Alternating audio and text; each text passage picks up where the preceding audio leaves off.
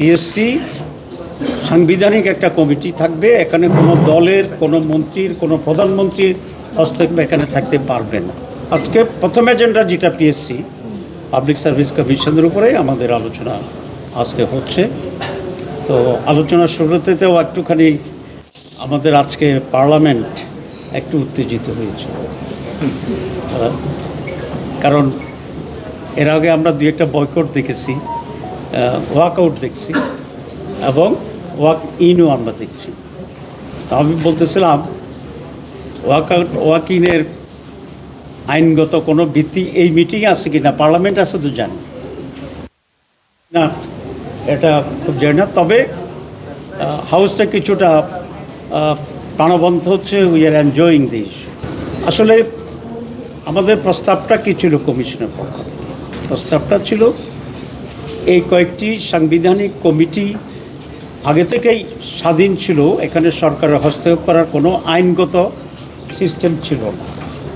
কিন্তু আমরা দেখছি যে নিয়ম যেটাই হোক, ড্রয়ার থেকে একটা স্লিপ বেরোয় এবং সেই স্লিপ অনুসারেই যেভাবে নিয়োগ দেওয়ার কথা বলে দেয় সেই নিয়োগটা সেভাবে হয়। আপনারা জানেন যে অনেক ব্রিলিয়েন্ট ছেলেরা রাজনীতির কারণে চাকরি পায়, অনেক ব্রিলিয়েন্ট লোকেরা রাজনীতির কারণে চাকরি হারিয়ে ফেলেছে এবং এটার জন্য সবচেয়ে বেশি সাফার করেছে রাষ্ট্র। আমাদের পার্শ্ববর্তী দেশগুলো পিএসসির ব্যাপারে কিন্তু কোনো আপোষ করে না, যেই গভর্নমেন্টে থাকুক, কারণ তারা দেশকে ভালোবাসে। দেশে যদি যোগ্য লোকেরা যদি সেখানে না থাকে প্রশাসনে বা জানে, তাহলে দেশটা দুর্বল হয়ে যাবে। এই জন্য আমাকে অনেক মন্ত্রীরা বলতো যে সচিবেরা ড্রাফট করতে পারতো না। তো ড্রাফটিংতে ছিল অ্যাসিস্ট্যান্ট সেক্রেটারি লেভেলের কাজ, কিন্তু দেখা যায় সচিবেরা ড্রাফটিং জানে। অনেক সচিব আছেন যারা ইংরেজিতে ড্রাফট করতে পারে।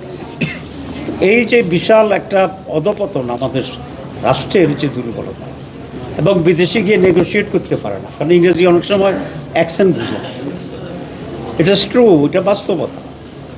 সেই জন্য আমরা বলেছি যে পিএসসি সাংবিধানিক একটা কমিটি থাকবে, এখানে কোনো দলের, কোনো মন্ত্রীর, কোনো প্রধানমন্ত্রীর হস্তক্ষেপ এখানে থাকতে পারবে না।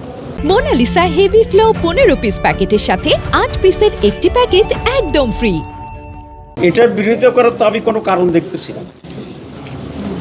আপনি কেন বিরোধিতা করবেন? তাহলে আপনার হস্তক্ষেপ চান। আপনি কেন বিরোধিতা করবেন? তাহলে আপনার দলীয়করণ চান।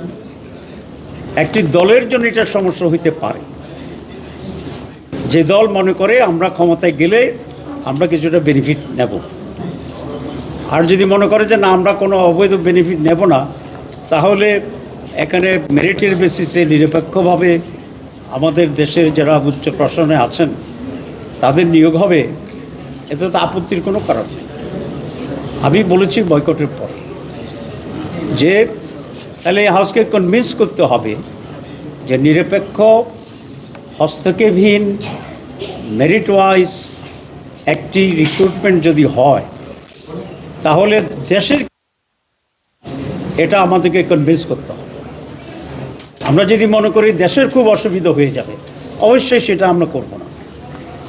আর যদি এটা হয় যে না দেশের জন্য ভালো হবে কিন্তু কোনো একটি দলের জন্য খারাপ হতে পারে, তাহলে তো এটাকে জাতি এটা অ্যাকসেপ্ট করবে না, এবং এটা আমরা চাইও না। এখন আমরা যেটা বলি যে সচিবালয়ে স্বৈরাচারের প্রেতাত্মারা আছে, তো তাহলে এরা কারা? এরা হচ্ছে তারা যারা স্বৈরাচার মেরিটকে বাদ দিয়া স্লিপের মাধ্যমে, লিস্টের মাধ্যমে নিয়োগ করছে তারা। তো এরপরে যদি আমরা আবার সেই পদ্ধতিতেই নিয়োগ দেই, তাহলে এরপরে গভর্নমেন্টের সাথে বলবে যে ওর মুখের প্রেতাত্মা এখন ঘুরতেছে। তা আমরা কি সারাক্ষণ প্রেতাত্মার আওতায় থাকবো না? এই জন্য আমরা চাচ্ছি প্রেতাত্মাকে আমরা দূর করে দিই। এই জন্য দোয়া দরুদ সূরা টুরা যা পড়া দরকার আমরা এই কমিশনে পড়ি প্রেতাত্মাকে দূর করিয়া, যাতে করে প্রেতাত্মাহীন একটি উন্নত সচিবালয়, উন্নত সরকারি কর্মকর্তা দেশকে ভালোবাসে, যোগ্যতার ভিত্তিতে আসবে, এটা নিশ্চিত করা দরকার। সেই জন্যে অধিকাংশ দল এই মতের পক্ষে চূড়ান্তভাবে একমত। কিছু দল যারা সূর্যের আলোকে আলোকিত, তারাই সেখানে এই দ্বিমতের সাথে একমত। যারা যে দ্বিমত পোষণ করছেন এটা করা যাবে না সংবিধানে, সেই দ্বিমতের সাথে একমত। আমি কারণ নাম বলতে চাচ্ছি না।